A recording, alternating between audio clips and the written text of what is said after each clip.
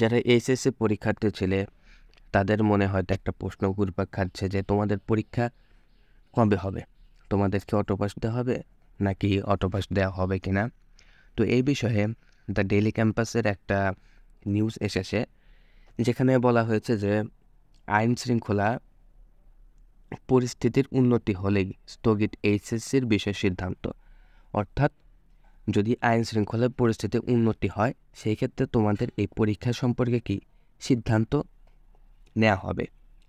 তো এ বিষয়ে সৈয়দা রিজওয়ানা হাসান বলেন যে শিক্ষা প্রতিষ্ঠান খোলা এবং এইচএসসির বিষয়ে এখনও কোনো সুনির্দিষ্ট সিদ্ধান্ত বা আলোচনার সুযোগ হয়নি, কারণ শিক্ষা প্রতিষ্ঠান খোলার সাথে আইন শৃঙ্খলা পরিস্থিতিও জরুরি। এখনও অনেক থানা তাদের কার্যক্রম শুরু করতে পারেনি। পরিস্থিতির উন্নতি হলে এ বিষয়ে সিদ্ধান্ত গ্রহণ করা হবে। তাই তোমাদের অটোপাস হবে কি অটোপাস হবে না এটা জানা হবে যখন আইন শৃঙ্খলার পরিস্থিতিটা উন্নত হবে এবং সকল কার্যক্রম সুষ্ঠুভাবে কি সম্পন্ন হওয়া শুরু করবে।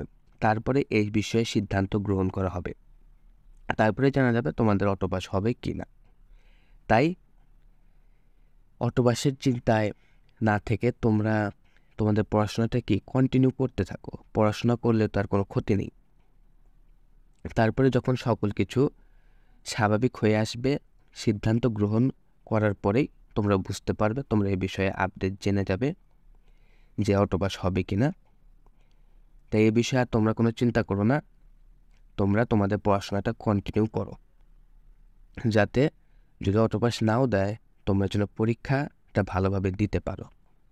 তো এই ছিল আজকের মতো এই ভিডিওটা।